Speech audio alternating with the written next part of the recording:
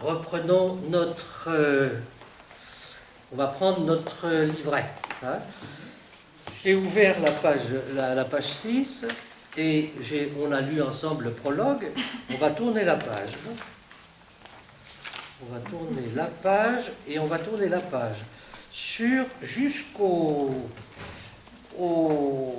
à la page 15 pour retrouver ce très beau schéma qui nous est proposé pour dire d'abord à la page 15 le projet de Luc dans le premier tome de son écrit qui va, si on commence par le bas du tableau, je vois les premiers mots que je vois d'abord promesse, hein, et ensuite accomplissement. Et entre promesse et accomplissement, il y a un grand trait vertical, rouge, hein, qui nous dit qu'il y a quelque chose, c'est la plus importante séparation indiquée sur le schéma. Ça veut dire que quelque chose s'est passé là. Hein. Il y a une espèce de discontinuité, hein, qui est indiquée. Et en même temps, il n'y a pas seulement que de la discontinuité, puisqu'il y a aussi de la continuité. Vous avez aussitôt, au-dessus de promesse, Ancien Testament, hein, et vous avez une ligne, cette fois-ci horizontale, avec deux petites feuilles de chaque côté pour dire qu'on peut les prolonger. Hein, et vous voyez que la petite flèche mauve, elle dépasse le trait rouge, elle passe par-dessus le trait rouge. Hein, et donc, malgré cette discontinuité si fortement indiquée sur le schéma, la première alliance, puisqu'il s'agit de la première alliance, elle se déplace un peu au début de la deuxième grande section. Et elle est sur le point de rejoindre une autre horizontale qui cette fois-ci est verte et qui représente l'évangile selon saint Luc, Jésus avec la force de l'esprit, l'évangile proprement dit. Est-ce que vous voyez un peu? Et donc, à l'intérieur de cet angle aigu qui se termine à Jérusalem en 30, vous avez d'autres séparations. Et cette il y a une première séparation. Vous voyez qu'au-dessus de la première séparation, il y a Jérusalem, temple. Et vous voyez qu'à l'extrémité de l'angle aigu, il y a aussi Jérusalem, temple. C'est ce qu'on appelait, maintenant vous êtes au courant de ça, ça s'appelle une inclusion. C'est-à-dire que les choses vont se passer dans le cadre du temple, c'est-à-dire dans le cadre du judaïsme et à l'endroit le plus significatif, hein, du judaïsme jusqu'à la destruction du temple.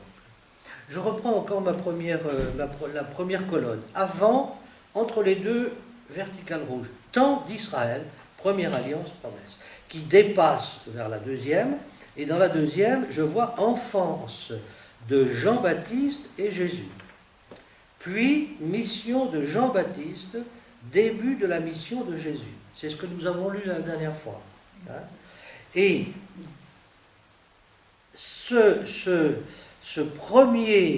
cette première colonne est très importante parce que c'est elle qui est la colonne de transition entre l'Ancien Testament et le Nouveau.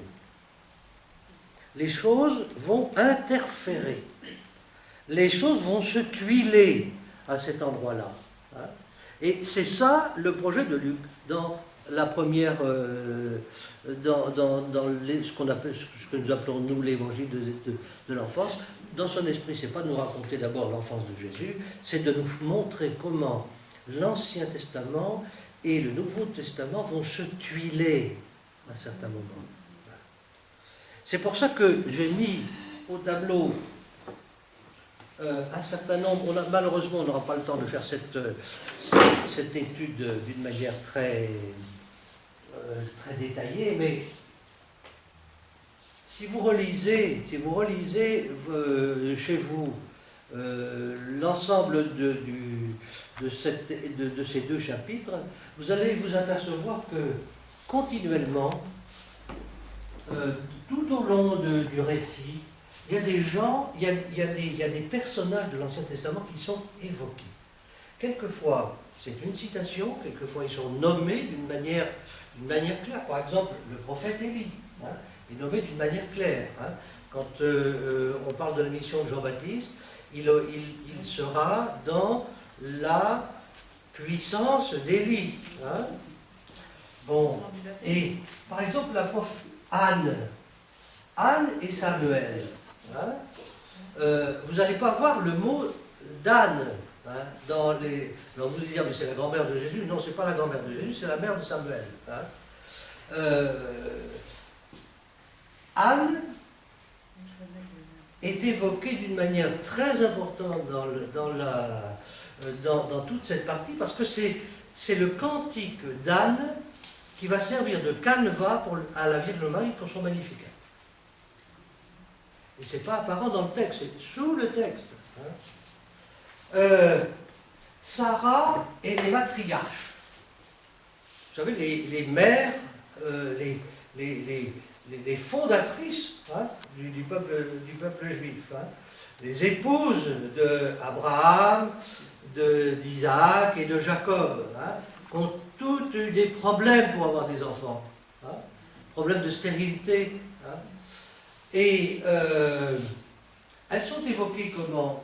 Pas d'une manière directe, elles sont évoquées à travers le problème d'Élisabeth qui est dans le même champ.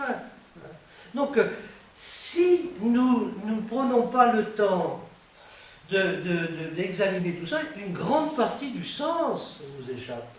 Hein. Adam, il est évoqué comment? Il est évoqué comment la première page de la Bible était évoquée dans cette histoire, très importante. Hein. Adam, c'est la première création. Hein. Et avant même la création d'Adam,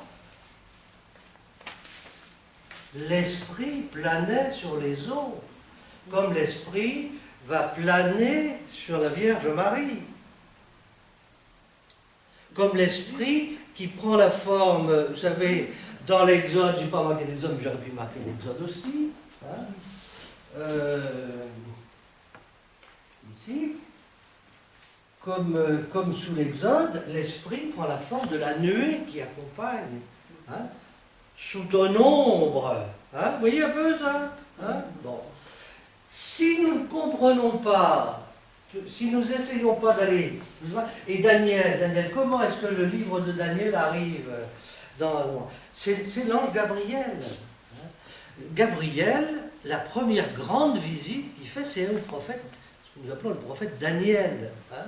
Et il est dans la continuité de sa mission hein, de l'Ancien Testament. Il vient visiter, hein, et il n'a pas du tout oublié ce qu'il a fait avant. Hein. Et la Vierge Marie non plus n'a pas oublié. Hein. Est-ce que vous voyez comment ça se passe? Bon. Et pour clore la chose, c'est Zacharie, le dernier des prophètes. Hein, le dernier des prophètes. Hein. La dernière phrase du livre de Zacharie, elle est indiquée comme étant, comme résumant la mission qui va être celle de Jean-Baptiste. Hein. Réconcilier les pères et les fils. Ramener les pères vers les fils, ce qui pose beaucoup de questions. Pourquoi ramener les pères vers les fils hein.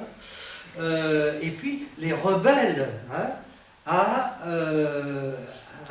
récipiscence. Hein. Et donc, à travers ce que nous appelons nous les évangiles de l'enfance, c'est ça qui nous intéresse, comment était Jésus, comment était le petit Jésus, c'est pas du tout ce qui intéresse Luc. C'est de montrer comment avant même le commencement de la prédication de Jésus, eh bien, tout ça arrive en récapitulation de toute cette histoire. Les origines, c'est ça.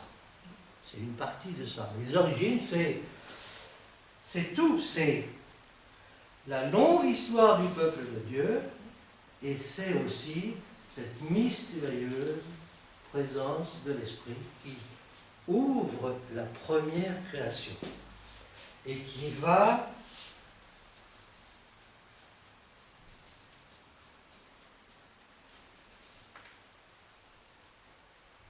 ouvrir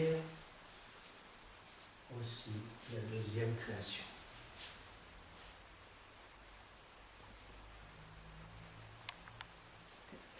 Nous ne sommes pas finis, nous croyons que nous sommes finis. Hein?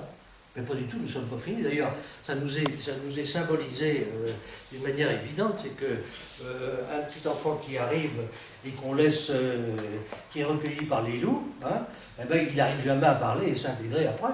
Hein, parce que nous avons besoin de la matrice culturelle de notre famille et de la société pour devenir homme et femme. C'est absolument essentiel, c'est indispensable. Sinon, ça ne produit pas ni homme ni femme. Hein, ce n'est pas le fait de sortir du ventre d'une femme qui nous fait homme et femme. Hein. Est-ce que c'est bien? Et donc, qu'est-ce que nous dit le texte? C'est que même ayant fait cette première naissance et cette seconde naissance, après avoir été travaillé dans cette matrice culturelle, hein, qui nous fait homme et femme, et bien même là, nous ne sommes pas encore finis. Nous ne sommes pas encore finis. Et Dieu veut nous faire passer encore à une autre étape.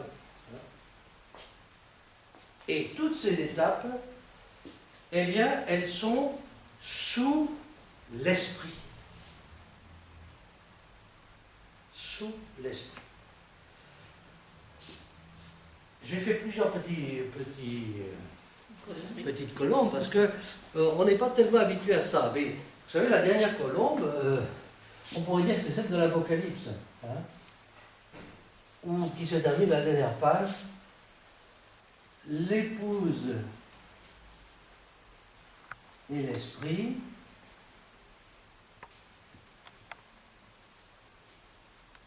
disent viens. Vous avez entendu déjà cette chose. Alors, si nous ne comprenons pas les évangiles de l'enfance dans cette grande aventure, hein, où à partir de la première création, Dieu nous amène vers notre accomplissement total, c'est-à-dire en fait, à condition que nous acceptions que nous ne soyons pas finis, parce que si nous croyons que parce que nous avons une identité sociale, nous sommes finis, alors ça ne nous concerne pas. Hein. Mais si nous sommes encore dans l'attente, alors quel est le point sur lequel le point de passage, hein, où la deuxième création s'enclenche. La deuxième création s'enclenche avec la résurrection de Jésus.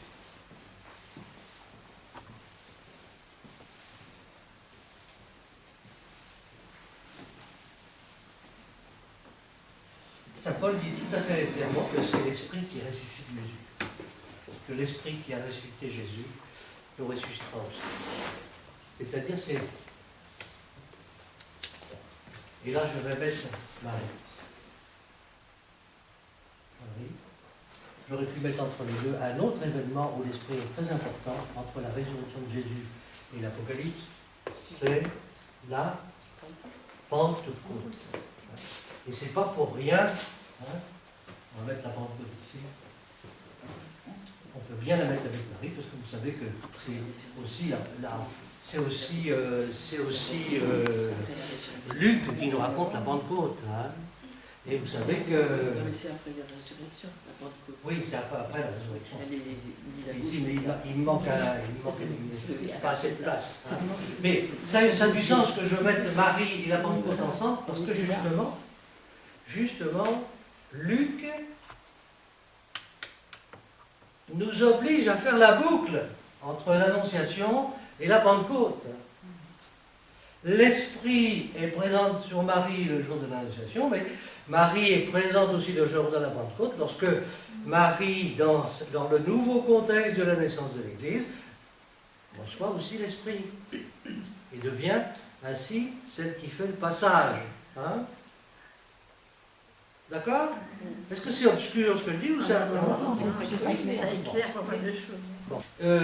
Quand on se remet à lire un peu l'histoire de tout ça, eh bien on voit qu'effectivement, les manifestations très importantes de l'Esprit dans l'Ancien Testament, ça a été, même si ce n'est pas dit d'une manière claire, le passage de la stérilité à la vie pour les patriarches, hein, et ça a été l'ouverture de la bouche. L'Esprit fait parler les prophètes. Fait parler les prophètes. Et donc, à propos de ce qu'il nous a raconté de la Vierge Marie, il y a les deux éléments, hein, la vie. Hein, on dit qu'elle est en rapport avec la source même de la vie.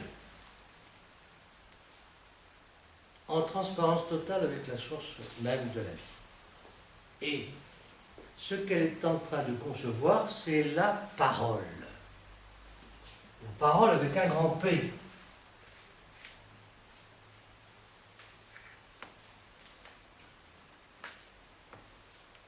La parole, pour nous chrétiens, c'est Jésus lui-même.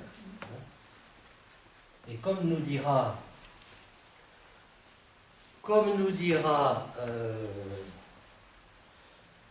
Saint Luc, c'est ce qui arrive avec Jésus, ce que Marie va concevoir, c'est la parole de la grâce. C'est un mot qui est très important pour Saint Luc. La grâce. La grâce, c'est la gratuité. La gratuité. Et donc, il y a, à travers cette parole de la grâce, il y a une révélation de qui est Dieu, qui n'avait jamais été faite encore, qui n'avait jamais été produite de cette manière. Jésus, Dieu ne s'était jamais présenté comme gratuité totale, amour inconditionnel. D'accord ?